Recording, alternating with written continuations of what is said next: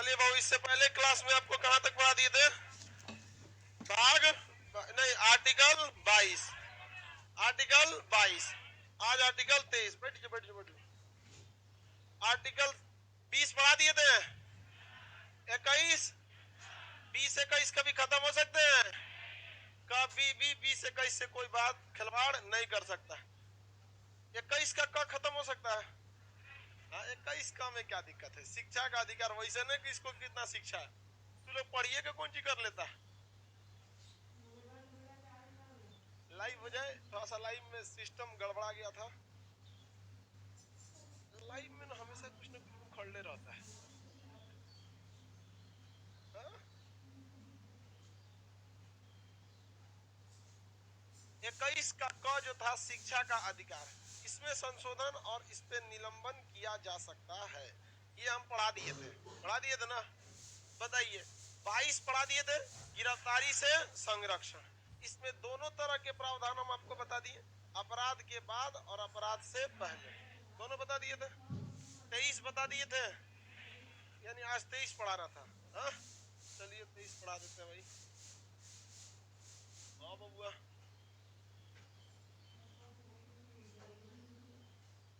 तेज बोलिए, थोड़ा यहाँ तक आवाज आए। बीच में हल्ला नहीं करो, बाबू को बोलना।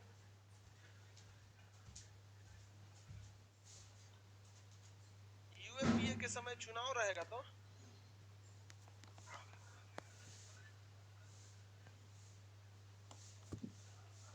हाँ,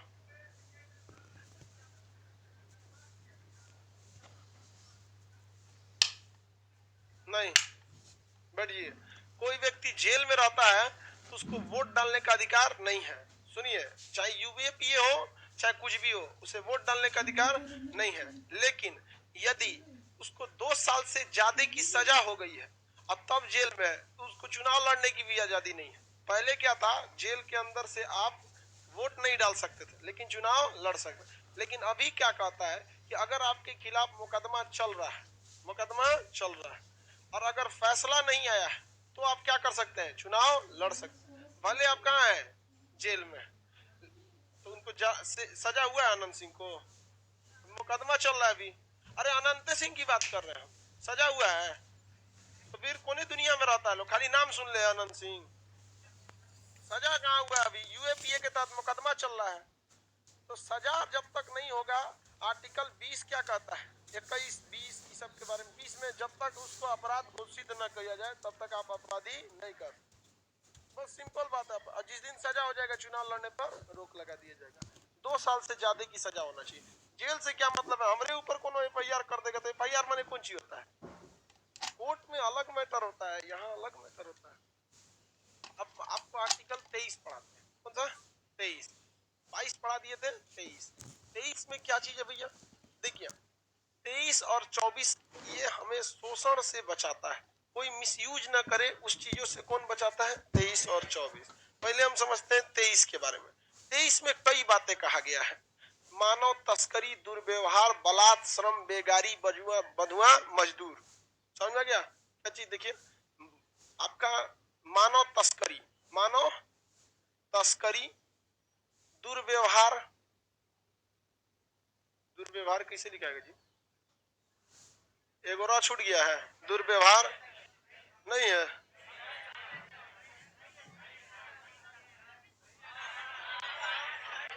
अब सही है, और कुछ लगा दें? चलो, जहां कोई कमी लगे तुरंत बताइए हमको, तुरंत उसको हम सुधार देते हैं। और आप लोग को कोई कमी लग रहा है, जहां लगे बताइए, आप नीचे दे देते हैं 2-4। मानव तस्करी, दुर्व्यवहार, बलात् श्रम, बेगारी, बधुआ मजदूर,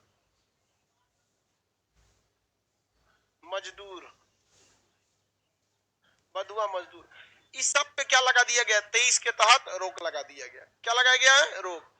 बलात्, श्रम, बेगारी, बधुआ मजदूर, मानव तस्करी, मानव दुर्व्यवहार, इस सब पर रोक किस आर्टिकल के तहत लगाया गया है? किसके तहत? 23 के तहत। अब एक एक करके समझते हैं ये होता क्या। मानव तस्करी, पहले बच्चा चोरी करके बेच देता था सब, जाए यहाँ पर, तो क्या होता है मानव तस्करी। अभी भी होता है कहीं कहीं, बट बहुत कम मात्रा में होता है, नहीं तो पहले तो बहुत ज्यादा होता था मानव तस्करी। मानव तस्करी करके हाथों पर वो काट देता था, ऑपरेशन करके भीख मांगने के लिए बैठा देता था चौराहा पे। तो अभी ऐसे करते पकड़े गए तो आपको क्या हो जाएगा, जेल हो जाएगा। मानव तस्करी नहीं कर सकते, दुर्व्यवहार नहीं कर सकते किसी से। दुर्व्यवहार जो है वो आप नहीं कर सकते। दुर्व्यवहार का मतलब समझते हैं, जहाँ 10 गो लड़का मिला किसी को गरिया दो, उसके साथ दिक्कत हो जाएगा। आप किसी के साथ दुर्व्यवहार नहीं कर सकते। लड़का बड़ी बदमाश होता है सब, समझ में गया कि नहीं। 4-5 को मिलेगा, दूसरा का बेइज्जती कर देगा। अरे यार दूसरे का भी जिंदगी है, सबको समझो। हाँ, दूसरे का बेइज्जत करेंगे ना तो ऊपर वाला सब आपका फिक्स डिपॉजिट कर रहा है एक के दिन आपको ब्याज सहित दे देगा, फिर आपको समझ में नहीं आएगा हमारा शादी काहे हो रहा है, भाई पहले का फिक्स डिपॉजिट है इसलिए दूसरे के साथ कभी भी दुर्व्यवहार नहीं करना चाहिए। बलात् श्रम, जबरदस्ती काम। बलात् का अर्थ होता है जबरदस्ती, श्रम मतलब काम। आप किसी से जबरदस्ती काम भी नहीं करा सकते।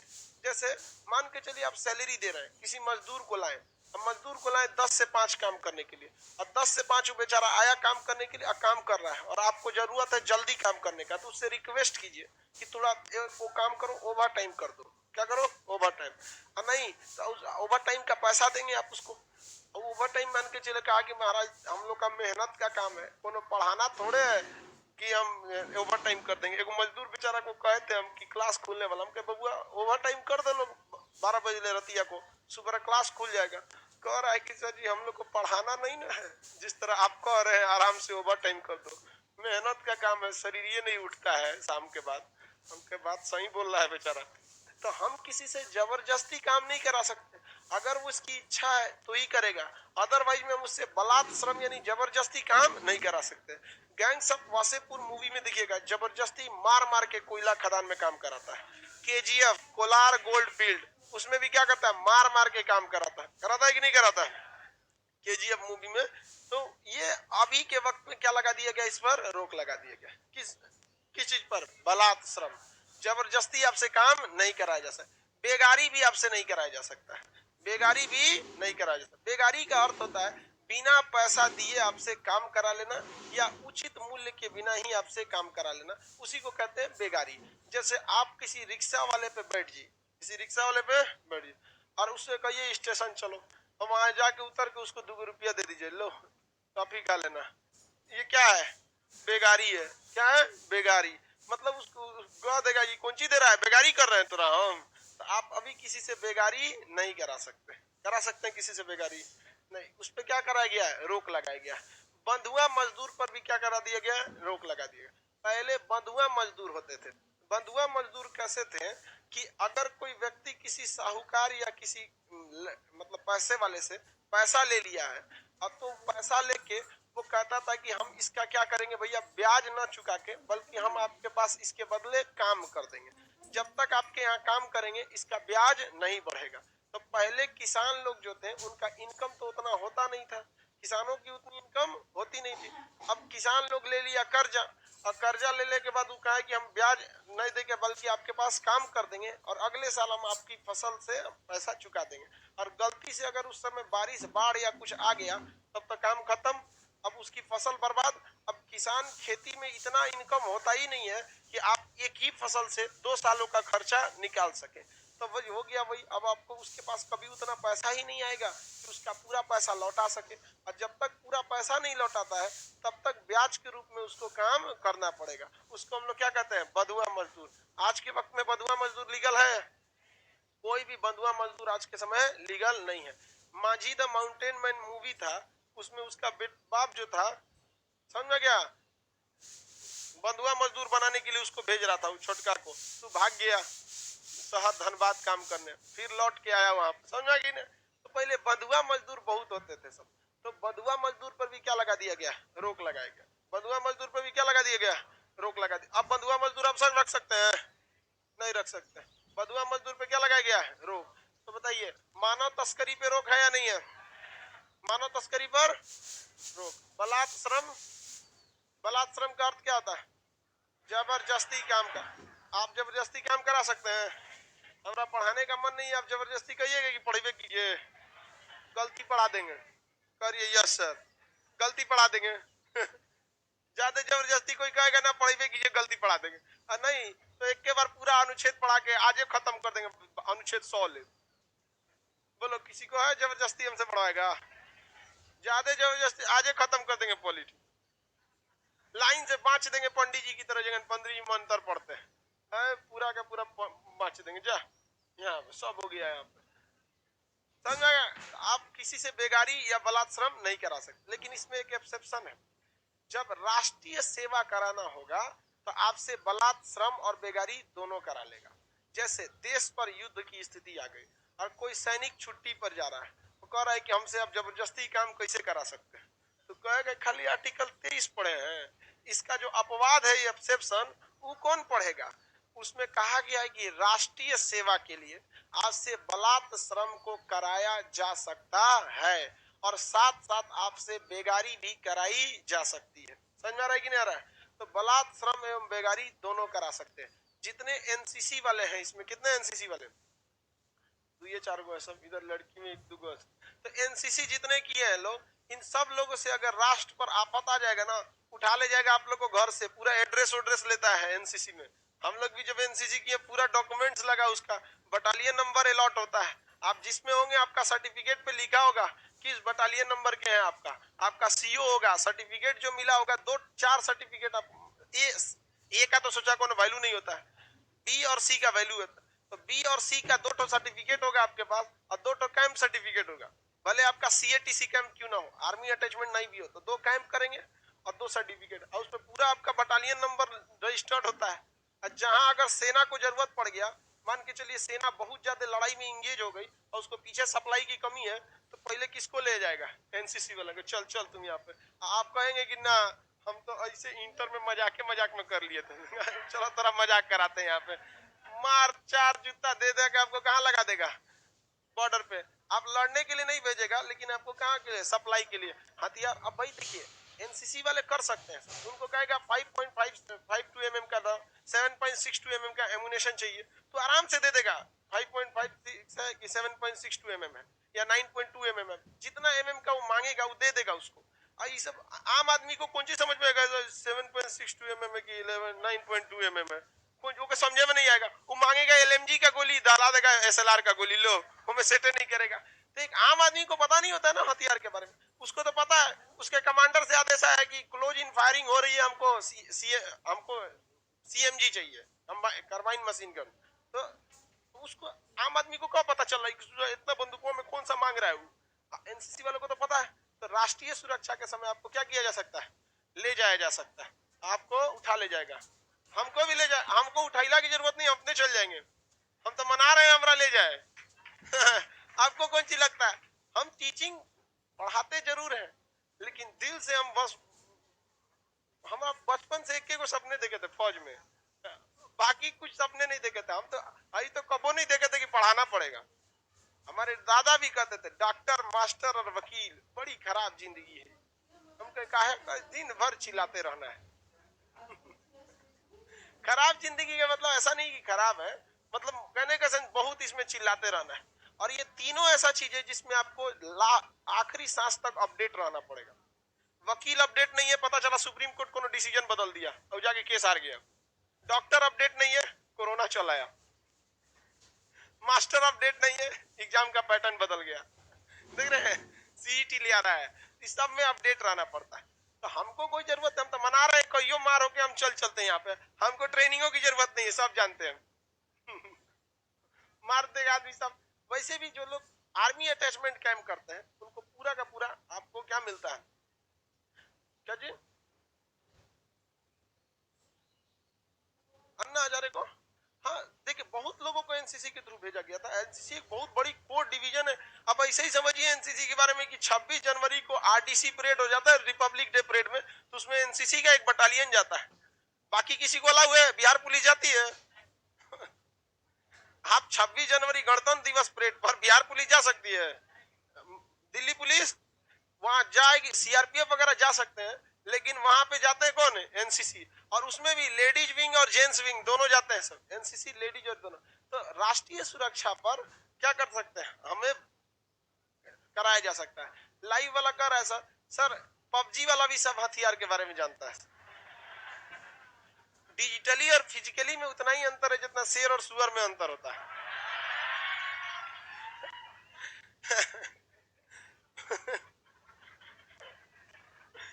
वो में उसका बंदूक एक हाथ से उठता नहीं है। फर्स्ट टाइम हम जब एसएलआर उठाने गए थे ना, तो हम लोग के सुनील राजपूत, हम लोग के वो थे, मतलब सूबेदार मेजर, वो कहते कि ये खान हथियार दो, तो वो हमको लगा सोच रहा एक हाथ से उठिए जाएगा। वो हम एक हाथ से उठाने का समझ में आ गया, सोच रहा ना उठ, तो दिखने में ऐसा लगता है 2 घंटा हथियार डाल देगा ना तो यहाँ दर्द हो जाएगा आपको, लेके चलना बहुत टफ हो जाता है। तो इसमें कहा गया है कि बलात्, श्रम एवं बेगारी नहीं कर सकते हैं, लेकिन राष्ट्रीय सुरक्षा के मैटर पर आपसे बलात्, श्रम और बेगारी कराई जा सकती। बलात्, श्रम और बेगारी को क्या कराया जा सकता है। किसी को कोई दिक्कत है? चलिए आगे बढ़े। आर्टिकल कितना में इसकी चर्चा? आर्टिकल 23। अब आर्टिकल किसकी बात करते हैं? 24। ये कहा गया है बाल श्रम को रोका गया है। किसको रोका गया है? बाल श्रम। नियोजन, नियोजन मतलब क्या होता है? नौकरी। नियोजन मतलब नौकरी, श्रम मतलब मजदूरी वाली नौकरी, बाल मतलब बच्चों को। बच्चों को ऐसी नौकरी में डाल ही नहीं सकते जिसमें बहुत ज्यादा मेहनत है। तो इसमें कहा गया है कि 14 वर्ष से कम आयु के बच्चों को आप कारखाने, खतरनाक काम में नहीं लगा। हाँ? अरे बाबू, आपने मटेरियल में 24 लिख दिया तो 14 लिख दीजिए। मटेरियल में 24 लिख दिया तो आप क्या लिख दीजिए? 14 लिख दीजिए। मटेरियल में क्या लिख दिया है? 24, आप क्या लिख देंगे? 14। 14 वर्ष से कम आयु होनी चाहिए। कितने से होनी चाहिए? 14 वर्ष से। 24 वर्ष में बच्चा रहेगा लोग। 24 वर्ष, तुम लोगों में 24 साल एवरेज लगभग लगभग सबका 24 हो गया होगा। 24 नहीं, मतलब 24 से ऊपर बहुत कमे होगा सब। 20 से 24 के बीच के राउंड फिगर 20, 21 यही सब होगा। 2-4 गो होगा, जैसे बच्चा उच्चा सब बकुलवा है, ये सब का कम है। कौन 15 है? और 15 है? 15 बच्चे ले तोरा में कर आएगी, हम 15 साल के हैं। तो 14 साल से कम आयु के बच्चों को खतरनाक काम में नहीं लगा सकते। 24 साल तो बहुत बड़ा चीज हो जाता है यार। 24 साल में इंसान को अपने हाथ पैर पे खड़ा हो जाना चाहिए, किसी भी तरह से मेहनत वहनत करके। समझ में गया? हम लोग जब छोटे थे तो हम लोग के सर एक ही चीज सिखाए थे। हम लोग मतलब भाई अलग अलग टीचर लोग अलग अलग कुछ सिखा के जाते थे, तो कुछ कुछ बातें दिल पे लग जाती थी। तो बोले कि अमेरिका आगे नहीं है बाबू, अमेरिका के लोग आगे हैं। वहां का जो बच्चा होता है, वहां के गार्जियन क्लास 7 के बाद माँ बाप पैसा नहीं देते हैं बच्चों को, खुद से अर्न करके कर लेता है। तो हम लोग भी सोचे लोग कि भाई 7 के बाद तो हम लोग कुछ ना कर पाएंगे क्लास 7 के बाद यहाँ करेगा कौन सी आदमी? चोरी उरी करना पड़ेगा।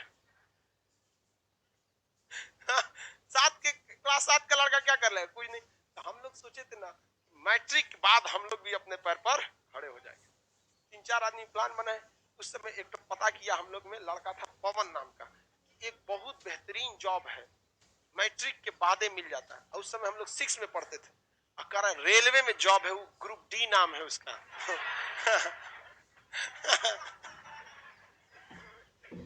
तो उस समय हम लोग को कौन सी बता रहा था ग्रुप डी कौन सी होता है? हम लोग को पता होगा नौकरी है कौन ना कौन। ग्रुप डी और गैंगमैन एगो आता था पहले ट्रैक में, पहले ना ऑटोमेटिक सिस्टम नहीं था ना, तो ट्रैकवा को पलटने के लिए गैंगमैन की ड्यूटी लगती थी ग्रुप डीओ से नीचे था। तो एक और आया, कहा कि भाई एक और पता चल गई लो गैंगमैन के, अभी से तैयारी करते हैं लोग, मैट्रिक बाद तो गैंगमैन की नौकरी ले लेना है हम लोग बाद में पता चला तो अजीबे नौकरी है, लेकिन तैयारी आदमी उसी समय से लगा दिया था। समझ में नहीं था वो अलग बात। तो 24-25 साल जो आप बोल रहे हैं मटेरियल में लिखा है, वो गलती से लिख दिया है। 24 साल बहुत ज्यादा हो जाता है, बहुत एनफ हो गया हो। 24 के बाद जा रहे हैं तो बहुत दिक्कत है आपके लिए। कितना का 24 हिल गया? नहीं बता रहा है, सब डरे लड़की सबका तो कबैनो नहीं हिलेगा वो वेंटिलेटर पे रहेगी, बुढ़ा के कितना हो रहा है? तो 23-24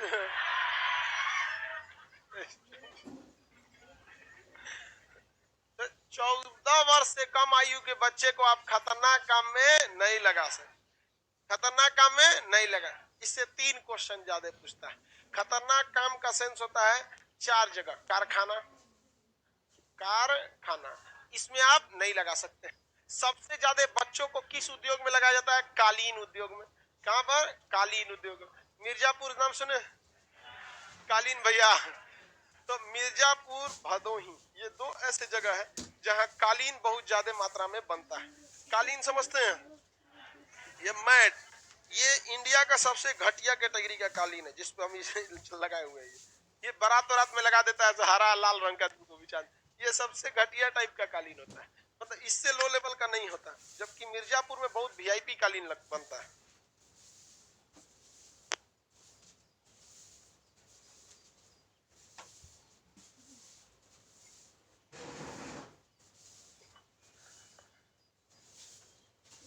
सर मेरा उम्र 29 हो गया है। जा जा बबुआ, खत्म हो गिलो।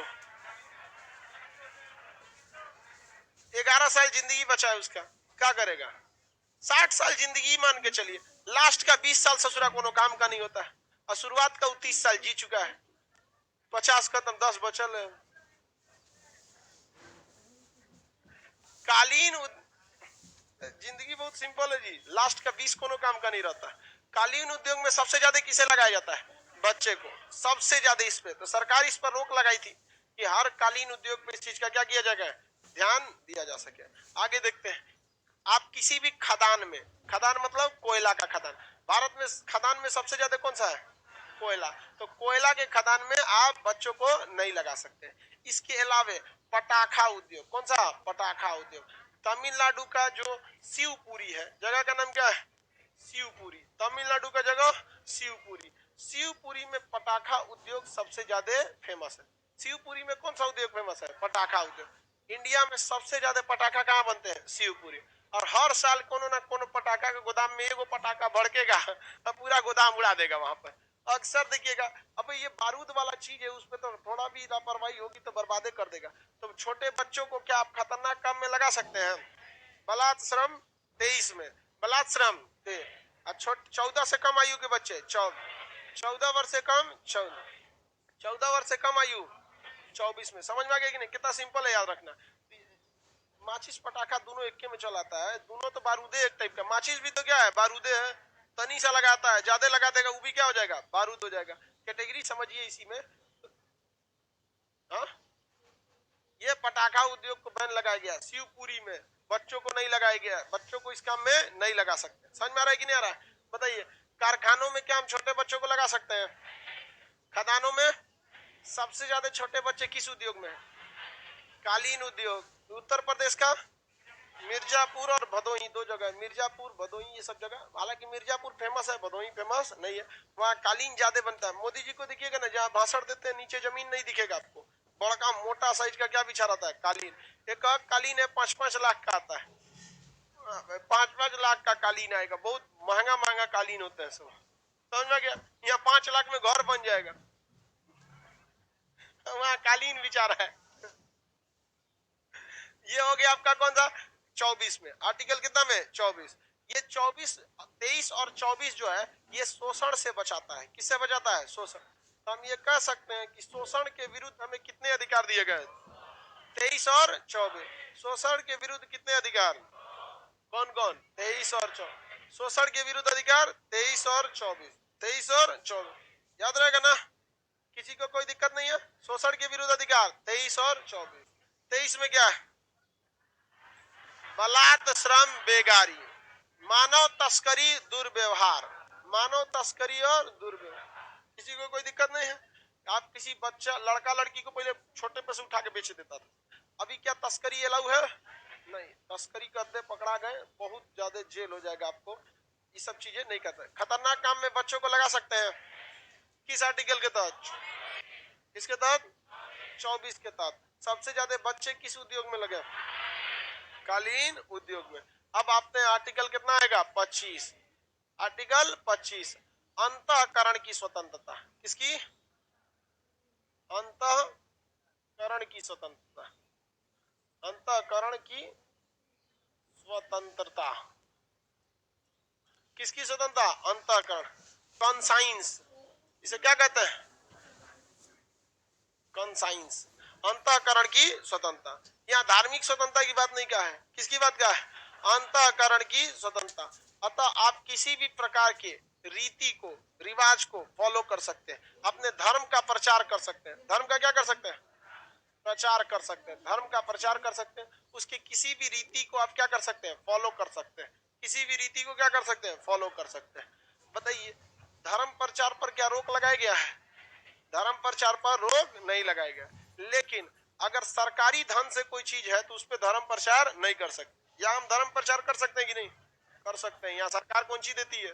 सरकार हमरा से लेके जाती है हर महीने जीएसटी, हर साल इनकम टैक्स, जब किसी को पेमेंट देते हैं टीडीएस, हमरे से सरकार लेके जा रही है। बुखार लग जाएगा तो 1 रुपये का हजमोला देने नहीं आएगी।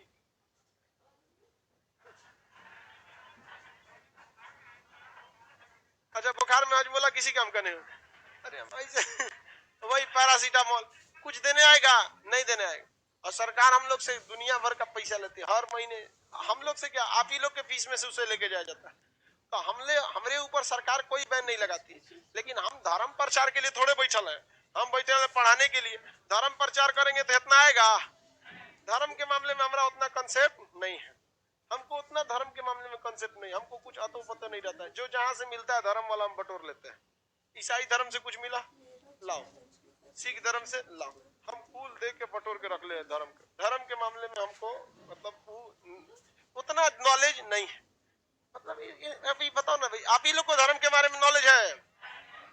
आप करेंगे कौन सी धर्म के बारे में ना? हमें एक उम्मीद थे पंडित जी, वो हमको लेके चल जाते थे। दुर्गा पूजा जब होता था ना तो मार पूजा पाठ में कराते हैं। अरे बैठिए यहीं पे, हम बैठ जाते थे, क्या कर रहे हैं और क्या क्या करते रहते थे, उसको सुन लेते रहता था। अभी देखिएगा ना, अभी आप लोग को तो एगो अभी दुर्गा आरती होता रहता है, याद रहता है कि नहीं आप लोग को? कौन सी है ये बता तो? दुर्गा आरती याद है? नहीं याद होगा। लड़की सब में बता, जो पूजा पाठ करती है सब किसी को याद है? बढ़िया बात है, पढ़ते रहिए। एक तो ये सबसे बड़ा रहता है दुर्गा जी के, उसमें आई गिरी नंदिनी, याद है? हाँ, अरे वो बहुत टफ है। आई गिरी नंदिनी नंदित मेदिनी विश्व विनोदिनी नंदनुते गिरिवर विंध्य शिरोधिनी वासिनी विष्णु विलासिनी जिष्णुनुते भगवती हे सिद्धि कंठ कुटुंबनी भूरी कुटुंबनी भूरी कृते जय जय हे महिषासुर मर्दिनी रम्य कपर्दिनी शैल सुदे। पूरा सुन। सुरवर वर्षिनी दुर्धर धर्षिनी दुर्मुख मर्षिनी घोषरते। ये पूरा का पूरा बहुत लंबा होता है यहाँ पर। अभी बताओ, इसमें हम लोग को धार्मिक स्वतंत्रता का अधिकार के तहत हम धर्म का प्रचार नहीं कर सकते। लेकिन ये क्या कह रहा है? अंतःकरण की स्वतंत्रता। किसकी स्वतंत्रता दे रहा? अंतःकरण। इस अंतःकरण की स्वतंत्रता के तहत हम किसी भी धर्म के रीति रिवाज को फॉलो कर सकते हैं। अब हमको कोई रोक लगा सकता है? हम पूरा पढ़ देंगे, हमारा कोई नहीं रोक सकता है। किस चीज के लिए? अंतःकरण की स्वतंत्रता। अब हमको आधा पढ़ना है, हम आधे पढ़ेंगे। हमको मन करता है कि हम नमाज पढ़ने का नमाज पढ़ सकते हैं, लेकिन व्यक्तिगत रहना चाहिए। कैसा रहना चाहिए? आपको धार्मिक स्वतंत्रता नहीं बोलता है। वो क्या बोल रहा है भैया? अंतःकरण की स्वतंत्रता। किस चीज की स्वतंत्रता? अंतःकरण की स्वतंत्रता पाती है। किसी को कोई दिक्कत है? अंतःकरण का मतलब होता है आप जिस धर्म को चाहते हैं अंतःकरण कर लीजिए। उसकी अच्छी चीजों को आपको क्या है, मन है तो समझ जाइए, मन नहीं है तो मत समझिए। इसमें कोई जोर जबरदस्ती नहीं है। इसमें धर्म, जैसे मान के चलिए आपको अगर सिख धर्म की कोई चीजें अच्छी लग रही, आप उसको क्या कर लीजिए, अपना लीजिए। आपके धर्म वाले उसे अपनाने से नहीं रोकेंगे और वो धर्म वाला भी आपको अपनाने से नहीं रोक सकता। अगर किसी को चाहे, आप में से कोई चाहता है कि हम सिख धर्म को अपना ले, किसे अपना ले? सिख धर्म को अपना ले, तो क्या आपके धर्म, जिस धर्म को आप मान रहे हैं वो धर्म आपको रोक सकता है? या सिख धर्म बोल सकता है कि हमारा पेटेंट है, हमारा कॉपीराइट है, तुम नहीं अपनाओ? नहीं अपना सकते। कोई आपका मन इस्लाम धर्म अपनाइए, आपका मन हिंदू धर्म अपनाइए, आपको क्या है? अंतःकरण की स्वतंत्रता, कॉन्साइनमेंट है।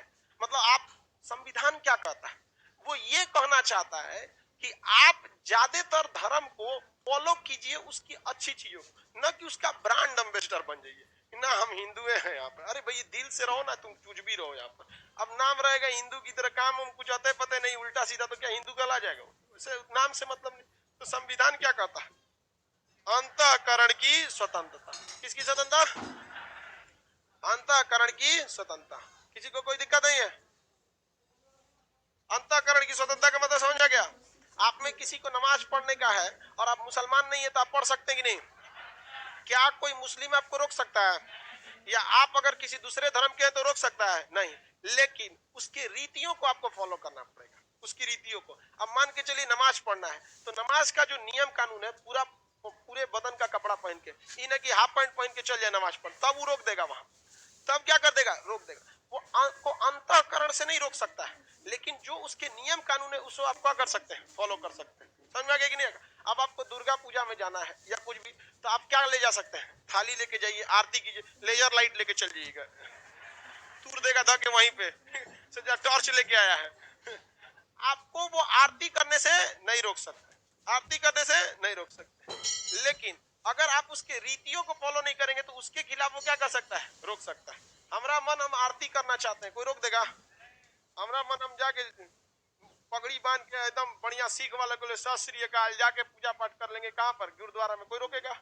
कोई नहीं रोक सकता। किस चीज की स्वतंत्रता है? अंतःकरण की स्वतंत्रता, किसी को कोई दिक्कत नहीं है। हाँ, औरंगजेब की तरह नहीं, औरंगजेब के समय अंतःकरण की स्वतंत्रता नहीं थी। तो आप बताइए, धार्मिक स्वतंत्रता है या अंतःकरण की स्वतंत्रता? अंतःकरण की स्वतंत्रता। किसी को उसके धर्म परिवर्तन के लिए आप दबाव बना सकते हैं, और अगर परिवर्तन करना चाहता है तो रोक सकते हैं। हाँ, कोई नहीं रोक सकता। आज अगर हम चाहें कि ईसाई बनना तो हमें कोई रोक सकता है? ईसाई से हम सोचे कि ना जैन धर्म अपना ले, हाँ, रोक सकता है? नहीं। हमारा मन, हम दिगंबर रहे, श्वेतंबर रहे, कुछ भी रह सकते हैं, हमारा मन है, ये हमारी अंतःकरण की स्वतंत्रता है। बौद्ध धर्म अपनाना चाहे बौद्ध धर्म अपना सकते हैं। देखो, धर्म रियलिटी में क्या है, अगर आप अपना धर्म को साइड में रखिएगा तो धर्म एक परवरिश का नाम होता है कि आपका किस बैच में परवरिश हुआ है। जैसे अभी आपका पॉलिटी बैच चल रहा है, आप इतिहास थोड़े पढ़ रहे हैं, उसी तरह धर्म एक बैच का नाम है, किस परवरिश हुआ है। अगर कोई हिंदू आदमी है, उसका बच्चा पैदा हुआ और 6-7 महीने का बच्चा, 1 साल का बच्चा, अब उसको किसी मुसलमान के घर में दे दीजिए, आप बताइए 20 साल बाद अगर वो आएगा, जिसका ओरिजिनल बच्चा है, तो उसको क्या वो दुर्गा चालीसा पढ़ते मिलेगा? क्या मिलेगा? नमाज पढ़। कोई मुसलमान का लड़का है, उसे आप हिंदू के घर में दीजिएगा, 20 साल बाद वो नमाज पढ़ते मिलेगा, बजरंग बली का भक्त मिलेगा, मिलेगा कि नहीं? तो धर्म क्या है? एक परवरिश का नाम। आपका किस माहौल में परवरिश हुआ है, वही आपका क्या है, धर्म। वरना आप जिस धर्म को मान रहे हैं, ये धर्म आपको परवरिश और विरासत में मिली है, इससे ज्यादा कुछ नहीं। और बात तब होती ना, धर्म पे तब लड़ता आदमी जब आपको हर धर्म की शिक्षा दी जाती, ये सिख धर्म, जैन धर्म, बौद्ध धर्म, एकदम बेहतरीन शिक्षा सबकी। उसके बाद आप 18 साल के होते हैं, आपको ऑप्शन दिया जाता है, इनमें से अब आपको कौन सही लग रहा है अपनाइए, तब तो कंपटीशन टाइप का हो जाता। इसलिए ज्यादा धर्म के मामले पे मत लड़िए। आप जिस धर्म में हैं, अगर आप उस धर्म के परिवार में नहीं पैदा होके रहते, तो आप जिस धर्म को गरिया रहे हैं, क्या पता उसी परिवार में पैदा हो गए रहते। अगर हमारा जन्म किसी ईसाई परिवार में हुआ रहता, तो आज हम जॉन डिसूजा, क्या कहलाते, डिसूजा सर आए, नहीं समझ में आया, डिसूजा सर आए। तो मतलब ये समझो भाई, धर्म के नाम पे कभी मत लड़ना। इवन संविधान भी आपको क्या कर रहा है, कॉन्साइन कर रहा है, आप किसी धर्म को क्या कीजिए, दिल से फॉलो। आगे देखते हैं, अंतःकरण की स्वतंत्रता किसमें? अंतःकरण 25 में। प्रचार कर सकते हैं धर्म का सरकारी मंच पे, सरकारी मंच पे प्रचार नहीं, हम अपनी रीतियों को फॉलो कर सकते हैं, आराम से कर सकते हैं। हमें रीतियों को फॉलो करने से कोई नहीं रोक सकता। हम अगर टोपी पहन के पढ़ाना चाहे नमाज वाला, कोई रोक सकता है? नहीं, क्योंकि वो धर्म की क्या है, रीति है। हमारा मन, हम इतना बड़ा चुरकी रख ले, अजगर सांप इतना, कोई रोक सकता है? कोई नहीं रोक सकता है। तलवार रखते हैं सिख लोग, कृपाण बोलते हैं, उनके धर्म का हिस्सा है, कोई रोक सकते हैं? कोई नहीं रोक सकता है। महिलाओं को देखिएगा, छठ के समय में यहाँ से सिंदूर लगाती है, यहाँ से सिंदूर लगा, कोई रोक सकता है उन्हें? मुसलमान महिलाओं को बुर्का पहनने, हिजाब पहनने से कोई रोक सकता है? नहीं रोक सकता है, क्योंकि इसमें सीधा का अंतःकरण की स्वतंत्रता है, उसको आप इस चीज से नहीं रोक सकते हैं। किसी पंडित जी को चिरकी पहनने से रोक सकते हैं, मतलब चिरकी लगाने से रोक सकते हैं? नहीं। टीका लगाने से कभी नहीं रोक सकते हैं, ये सारा उसका क्या है, धार्मिक। हम दाढ़ी बनाएंगे तो रोक सकते हैं आप? हमारा मन, हम जमीन ले बढ़ा दें, कोई से झाड़ेंगे इसे, कोई रोकेगा?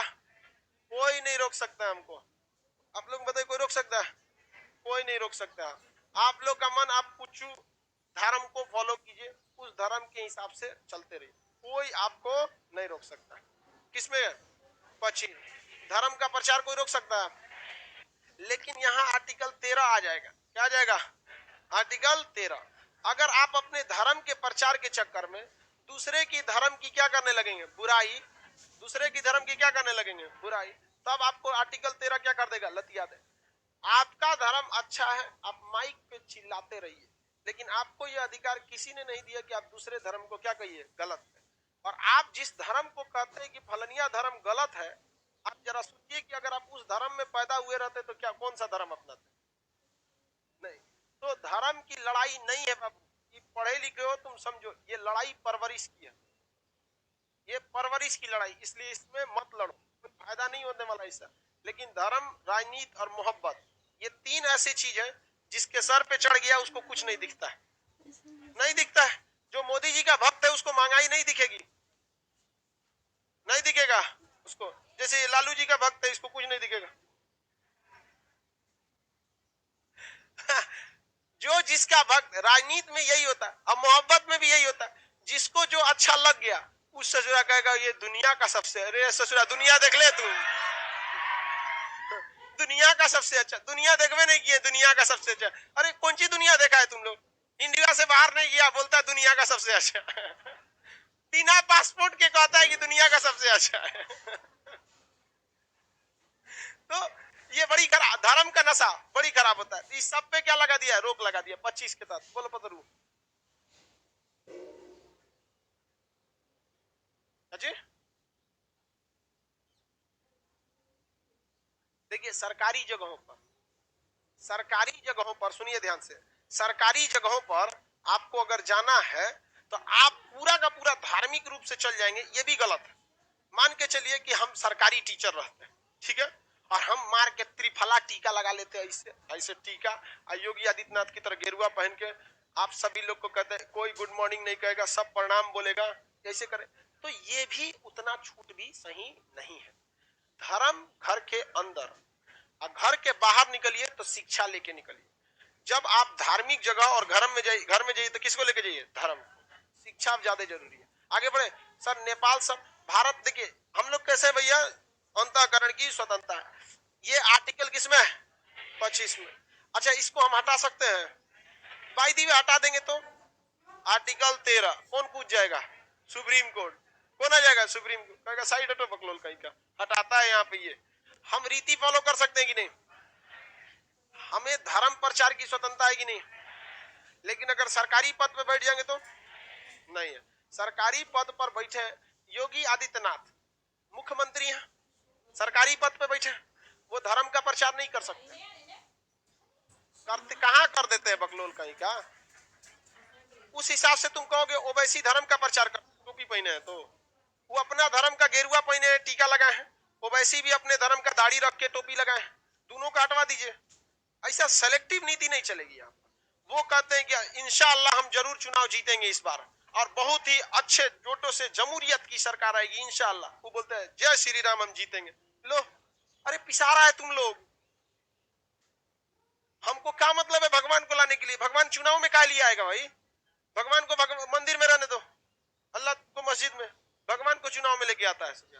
तो एक व्यक्ति, ध्यान से समझिए, एक व्यक्ति को अंतःकरण की स्वतंत्रता है, चाहे वो प्राइवेट जगह पे है चाहे वो सरकारी जगह पे है। उससे आप उसके धार्मिक रीति को नहीं छीन सकते, लेकिन उससे इस बात का रोक लगा सकते हैं कि वो जिस धर्म का है और सरकारी पद पे है तो उस सरकारी पद का उपयोग करते हुए वो धर्म का प्रचार न करे। वो नहीं कर सकता है। समझ में आ गया कि नहीं आ गया?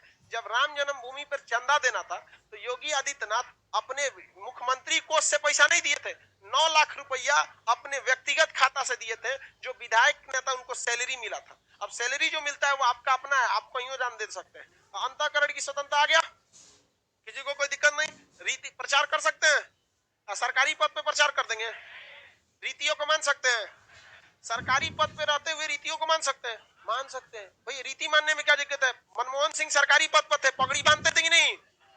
नहीं बांधते थे, आराम से बांधेंगे यहाँ पर। अब मोदी जी को देखिए दाढ़ी बढ़ा रहे हैं, आप पता नहीं कौन सी हिसाब से। आर्टिकल 26 सामूहिक धार्मिक स्वतंत्रता, सामूहिक धार्मिक स्वतंत्रता। कौन सी स्वतंत्रता? सामूहिक धार्मिक, सामूहिक धार्मिक स्वतंत्रता में कहा गया है कि आप लोग समूह में मिलकर धार्मिक स्वतंत्रता के रूप में अपने धर्म का प्रबंधन कर सकते हैं। जैसे आप देखिएगा, जब ईद की नमाज होगी तो एकदम पुराठ आदमी निकलेगा नमाज पढ़ने के लिए, जो कभी नमाज पढ़ने नहीं निकला होगा। समझा गया कि नहीं? एकदम निकलेगा वो सोचा ईद की नमाज, जबकि इस्लामिक परंपरा के हिसाब से ईद की नमाज वाजिब है, मतलब छूट भी गया बहुत बड़ा बवाल नहीं होने वाला। जबकि 5 वक्त जो डेली का नमाज है फर्ज, एकदम फर्ज है आप पे, वो पढ़ना ही है। तो जो ना का पढ़ना है तो नहीं पढ़ता है, और जो वाजिब है उसको, उसके एक रीजन भी है। डेली होते से उसके दिमाग में ये नॉर्मल हो गया, और ईद तो साल में 1 बार आता है। अब पूरा तैयार व्यार होके पूरा एकदम बढ़िया से जाएगा वहां पे, समझा क्या? तो इतर उतर लगा के वहां परफ्यूम इस्लाम धर्म में नहीं लगाया जाता क्योंकि उसमें अल्कोहल होता है। इतर लगा लो यहाँ पर। इतर इतर जो होता है काफी महंगा आता है, अरेबियन टच का इतर 20-20 हजार का, लेकिन जो ठेलवा पे 10 रुपये वाला लगा देंगे ना मग, तो सोचा क्लोरोफार्म की तरह। तो उसको आप देखिएगा ध्यान से, आर्टिकल 26 में ईद की नमाज जब होगी तो लोग सड़क पर भी नमाज पढ़ लेते हैं। लोग सड़क पर नमाज सब नहीं पढ़ते, कौन बोलता नहीं पढ़ता, पढ़ते हैं लोग। चलिए ठीक है, कोई दिक्कत नहीं। अभी दुर्गा पूजा चल रहा है, जितना पंडाल लगागा 10 दिन तक, कोई पंडाल किसी के व्यक्तिगत जमीन में नहीं लगेगा। सरकारी जमीन ले आओ रामा, खोदो सड़क, बांस बल्ली गाड़ो, क्या लगा दो पंडाल, कोई रोक सकता है? तो ना आप मुसलमान को सड़क पर नमाज पढ़ने से रोक सकते हैं, और ना ही आप हिंदू को सड़क पर पंडाल लगाने से रोक सकते हैं। कोई रोक देता है? आप बताइए, पंडाल लगता है कि नहीं लगता है? अरे एक आग तो इतना भव्य पंडाल लगता है कि जो देख के डर लगता है गिर मत जाए, तो बना के एकदम भव्य बना देता है। कौन मार अपने जमीन पे बनाता है? नहीं, क्यों? क्योंकि वो कहता है, सुप्रीम कोर्ट कहता है कि ये अस्थाई घर नहीं बना रहा है, पंडाल है। तू देख लियो, विसर्जन के बाद हटा देगा, ओकरा खुदे पैसा लगेगा, हटा देगा। और आप चल जाइएगा कोर्ट में कहने कि मुसलमान सड़क पर नमाज पढ़ रहा है, दिक्कत हो रहा है, हटाइए नहीं तो हम केस कर देंगे। तो कहेगा सुन ना, नमाज मैक्सिमम 15 मिनट की होगी, तो 15 मिनट बर्दाश्त कर लियो। क्यों? क्योंकि सुप्रीम कोर्ट उसको प्यार से समझाएगा कि अगर तुम उसको नमाज पढ़ने से उठाएगा ना, तो सुप्रीम कोर्ट का डिसीजन एक अपने आप में अभिलेख बन जाता है। मेरे इसी डिसीजन के आधार पर वो अगले साल दुर्गा पूजा में आ जाएगा तोरा पंडाल हटाने के लिए। कहेगा ठीक कह रहे हैं महाराज, तो दोनों लोग में दिक्कत है ना। हम अपना व्यक्ति, कोई आप बताओ, दोनों को एक ही नियम से, सुप्रीम कोर्ट के आगे क्या मतलब बनता है? उसके पास तो पेपर पहुंचता है, इमोशन और धर्म भाड़ में गया सुप्रीम कोर्ट के लिए। तो आप बताइए, जो धार्मिक रूप से जो नमाज पढ़ रहे होते हैं सड़क के किनारे, उनको किस आर्टिकल के तहत स्वतंत्रता है? और नमाज 24 घंटा पढ़ सकते हैं वहां। साल सड़क वाला नमाज साल में 1-2 बार आता है, ईद और बकरीद, उसी में सबसे ज्यादा भीड़ होती है। और भीड़ होने के रीजन भी है, जैसे छठ दिवाली दशहरा में लोग अपने घर आते हैं, वैसे वो लोग ईद में कहाँ जाते हैं? अपने घर। तो सामूहिक धार्मिक स्वतंत्रता है। समझ गया कि नहीं आ गया? किसी को कोई दिक्कत है तो बोलिए। कुछ रास्ता से एम्बुलेंस गुजरेगी तो वहां के लोगों का कर्तव्य बनता है कि वो एम्बुलेंस को निकाल दे, इसमें कोर्ट कुछ नहीं कर सकती है। बड़का पंडाल लगा देंगे, 4 गो एम्बुलेंस निकल पाएगी, फायर ब्रिगेड।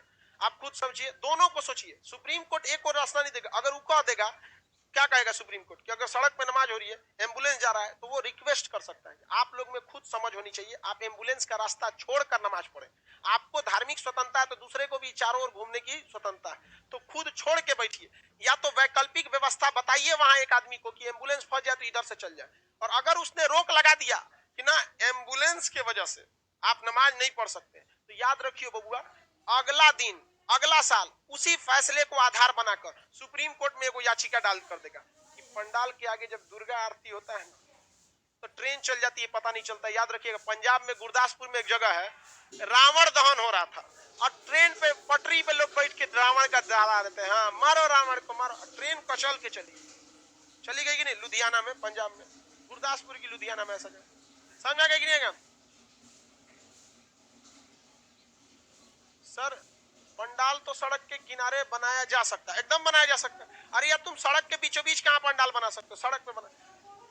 देख भाई, इसमें लॉजिक मत लगाइयो, तू सुप्रीम कोर्ट के हिसाब से सोच। ये कह रहा है कि सर पंडाल तो सड़क के किनारे होता है, हाँ?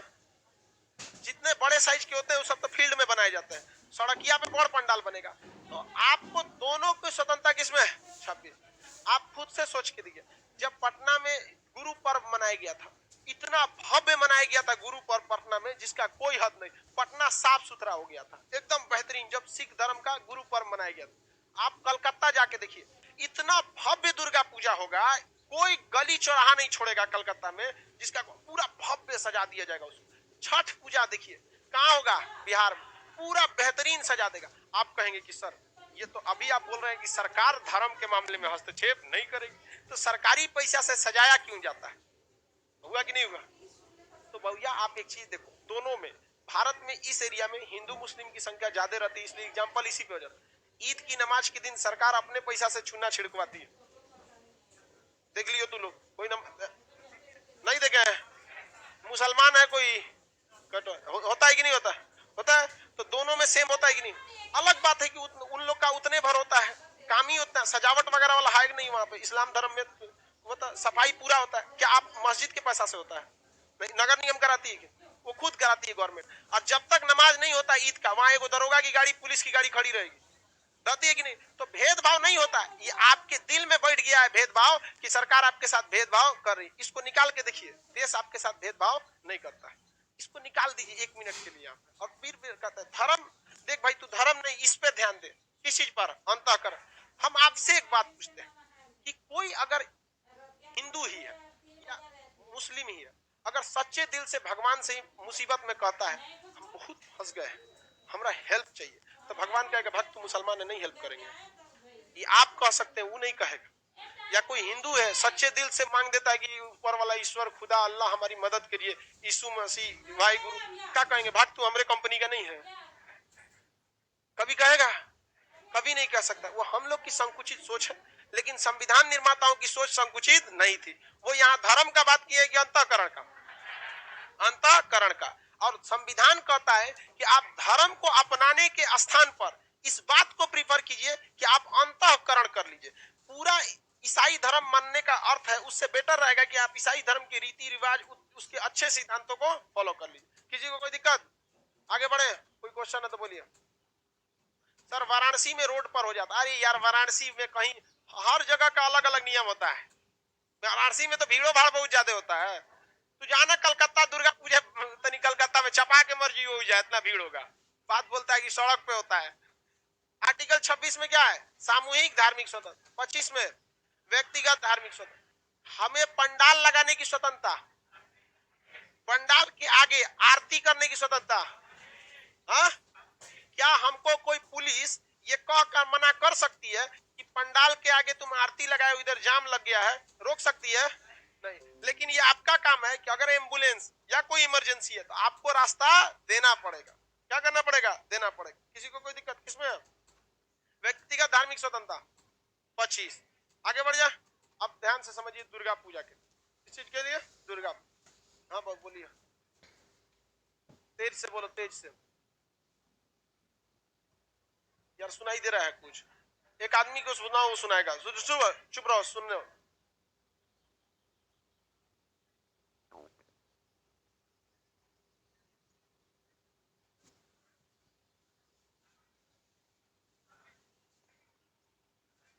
झारखंड विधानसभा में नमाज पढ़ने के लिए एक अलग जगह दे दी गई। नमाज पढ़ने के लिए क्या दे दिया गया? अलग जगह।